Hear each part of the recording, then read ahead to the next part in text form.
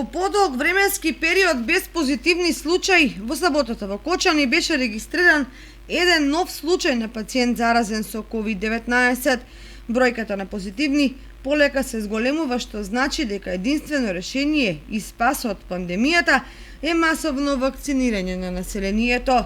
Денеска на состанокот на Комисијата за заразни болести не се донесени нови мерки за спречување на ширење на вирусот и било заклучено дека акцент треба да се стави токму на имунизација на населението. И понатаму е дозволено да се организираат свадби на затворено, а мерката за носење заштитна маска важи само во затворени простории. Нема да се бара задолжителен ПЦР тест за оние кои што влегуваат во земјава од земји со висок ризик, да делта варијантата е рапидно распространета.